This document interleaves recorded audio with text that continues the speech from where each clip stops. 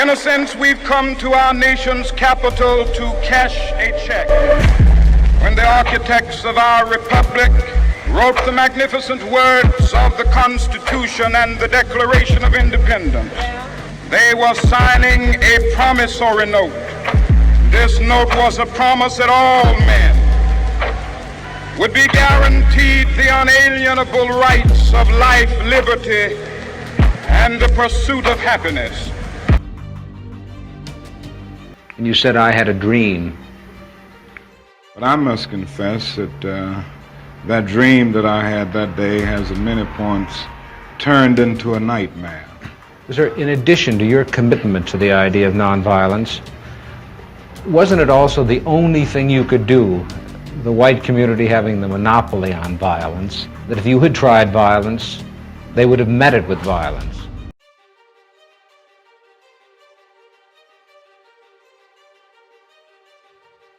In 100 places, Detroit is afire. 100 square blocks are now under siege. And as you walk through the area, people shout from their homes, "Watch out for the snipers." It began early one Sunday morning in late July. Police raided an unlicensed bar in a black neighborhood in Detroit. A crowd gathered. Tempers flared. This is going to happen all over America. It's going to be a hot world, not a hot summer. It's a hot world. A rock was thrown, and the city became a war zone. Several hundred rounds squeezed off. Now all of a sudden it's silent. Tense quiet, everybody looking around. The fires burned for 5 days. You were. COINTELPRO is an abbreviation of the words Counterintelligence Program. COINTELPRO is the name for the effort by the Bureau to destroy people and to destroy organizations, or as they use the words, disrupt and neutralize. The most dramatic testimony today involved the surveillance of Martin Luther King. The committee staffers described in detail attempts to discredit and to destroy King, to try to turn his followers against him, even to find another idol for black Americans. Martin Luther King was and is a national hero to millions, but to J. Edgar Hoover, he was a dangerous man who would wreck the country. Women. The list of the accused goes on. R. Kelly, Bill Cosby, Kevin Spacey, even Michael Jackson, who's been dead for 10 years. And now we can add Dr. Martin Luther King Jr. to that list. According to research done by King's Pulitzer Prize-winning biographer, the civil rights leader was in the room while his friend raped a woman in the 1960s. David J. Garrow's reporting in a conservative British magazine is based on recently released FBI reports of surveillance of Dr. King. Quoting from a memorandum, the plan here is to completely discredit Dr. King by, quote, taking him off his pedestal and to reduce him completely in influence. This can be done and will be done. Obviously, confusion will reign, particularly among the Negro people.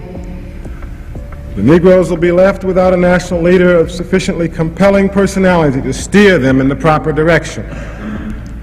So the FBI decided that if they were going to take King off his pedestal, it was a part of their task to find and bring into prominence a new, quote, national Negro leader.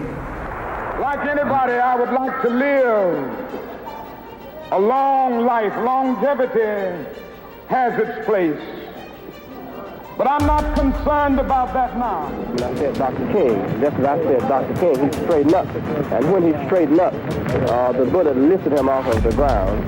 And of course, as it took off a part of his jaw, he bled profusely before the ambulance came, and there were police all around. They came charging toward us, asking us what happened, from which direction did the shot come. We could say over our heads because you did not hear a shot, you just saw the explosion in his face.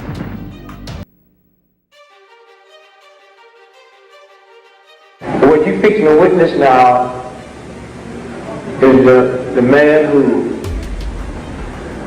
came by to get King to take him to dinner.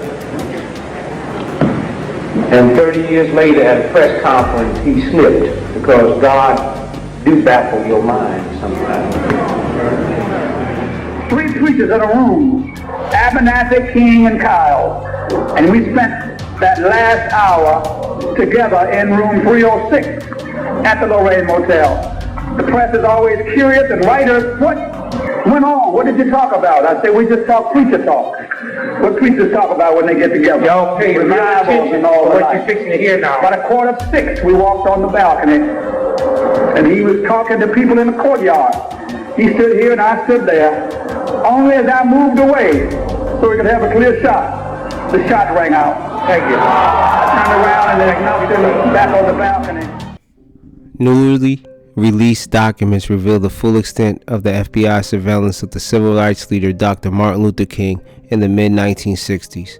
They expose in graphic detail the FBI's intense focus on King's extensive extramarital sexual relationships with dozens of women, and also his presence in a Washington hotel room when a friend, a Baptist minister, allegedly raped one of his parishioners, while King looked on, laughed, and offered advice.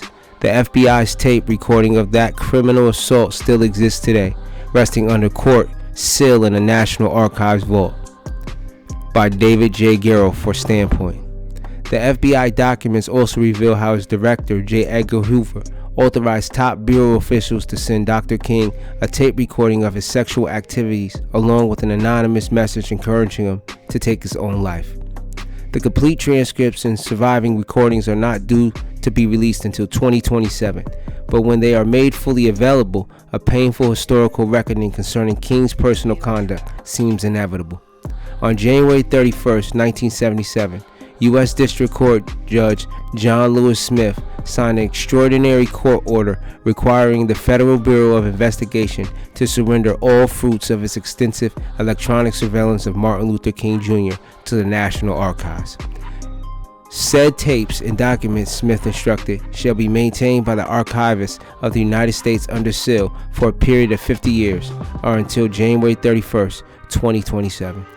However, in recent months, hundreds of never-before-seen FBI reports and surveillance summaries concerning King have silently slipped into public view on the archive's lightly annotated and difficult-to-explore website.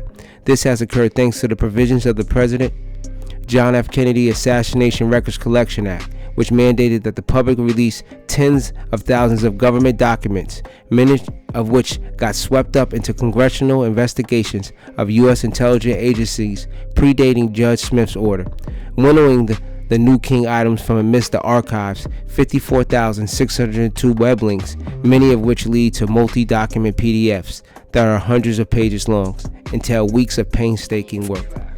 The FBI began wiretapping King's home and Southern Christian Leadership Conference SCLC office in Atlanta on November 8, 1963, pursuant to Attorney General Robert F. Kennedy's written approval. For the previous 18 months, the FBI had insistently told Kennedy that King's closest and most influential advisor, New York attorney Stanley D. Levinson, was a secret member of the Communist Party USA, CPUSA. Kennedy's aides, and finally his brother, the President of the United States, warned King to seek contact with Levinson, but King's promised compliance was disassembling. He and Levinson communicate indirectly through another attorney, Clarence Jones, who, like Levinson, was himself already being wiretapped by the FBI. Presented with the evidence of King's duplicity, plus FBI claims that King had told Levinson that he was a Marxist, a reluctant attorney general approved the FBI's request to place King under direct surveillance too. Unbeknownst to Kennedy, part of the FBI's motivation in seeking to tap King stemmed from something it had learned just prior to August 28th march on Washington, when King had stayed at Jones' wiretap Bronx home to work on his soon-to-be famous I Have a Dream speech. As one internal FBI memo reported, King, who is married, maintains intimate relationship with at least 3 women, one in Atlanta, one in Mount Vernon, New York, and one in Washington, D.C. King's extramarital affairs while posing as a minister of the gospel leave him highly susceptible to coercion and possible blackmail, presumably by knowledgeable communists. Within weeks, the FBI's wiretap on King's Atlanta home confirmed the Bureau's expectations. On December 15th, King contacted a girlfriend by the name of Lizzie Bell, and the FBI mobilized to determine more background information regarding this girl. 6 days later, King was in contact with a girlfriend in Los Angeles. Dolores Evans, the wife of a black dentist. California agents were tasked to investigate Evans in connection with the counterintelligence program, i.e., the Bureau's subsequent notorious COINTELPRO Dirty Tricks playbook. The same day, King was in contact with another girlfriend, Barbara Meredith, a member of the Ebenezer Baptist Church congregation, and a file was opened on Barbara Meredith in order to determine more information regarding her background and activities in connection with counterintelligence. Wiretap summaries like these were supposed to be sealed pursuant to Judge Smith's 1977 order, but then the Department of Justice have forced the FBI to share many of his King's records with the Senate Select Committee on Intelligence Activities, often called the Church Committee after the name of its chairman, Idaho Democrat Frank Church. In turn, all the FBI documents relating to the Church Committee and the subsequent House Select Committee on Assassinations came to be covered by the 1992 Kennedy Assassination Records Act. In December 1963, the information from the Atlanta wiretaps about King's expansive private life whetted the FBI's appetite for recordings more intrusive and graphic than could be obtained via telephone lines. Knowing how frequently King traveled to major U.S. cities, the FBI resolved to plant microphone bugs in his hotel rooms. In this endeavor, the prime decision maker was not longtime FBI Director J. Edgar Hoover, but Assistant Director William C. Sullivan, head of the Domestic Intelligence Division. With Supreme Court oral arguments in a case from Alabama, New York Times Co. vs. Sullivan, in which 4 black clergy supporters of King, plus a newspaper, had been socked with a $500,000 state court judgment scheduled for January 6 and 7, 1964. King and a variety of ministerial friends were scheduled to be in Washington, D.C. for a 3-night stay immediately after the New Year. FBI Washington Field Office Security Supervisor Ludwig Obernorf summoned the office senior soundman, Special Agent Wilford L. Burgin, as well as Special Agent William Welch, the office hotel contact man. Waiting in Obernorf's office was Assistant Director Sullivan, who told the assembled agents that FBI interest in King was a national security matter on the account of his communist contacts. Burgin told the Church Committee interviewers in another newly available document. Welch had ascertained that King and his party would be staying in a historic Willard Hotel on Pennsylvania Avenue just east of the White House, and Welch introduced Burgin to a Willard manager who arranged for Burgin to survey the rooms in question. Burgin then placed a transmitter in each of the 2 lamps and then through the hotel contact. It was arranged to have the housekeeper change the lamps in 2 rooms which had been set aside for King and his party. In 2 other nearby rooms, Burgin and fellow Special Agent William D. Campbell set up a radio receiver and tape recorders prior to when King and his friends first checked in on January 5th. Staying in one of the 2 targeted rooms was King's friend Logan Kurtz, the pastor of Baltimore's Corner Store Baptist Church, and like King, the holder of a Ph.D. from Boston University School of Theology. Kurtz had brought to Washington several women parishioners of this church. A newly released summary document from Sullivan's personal file on King relates, and Kurtz invited King and his friends to come and meet the women.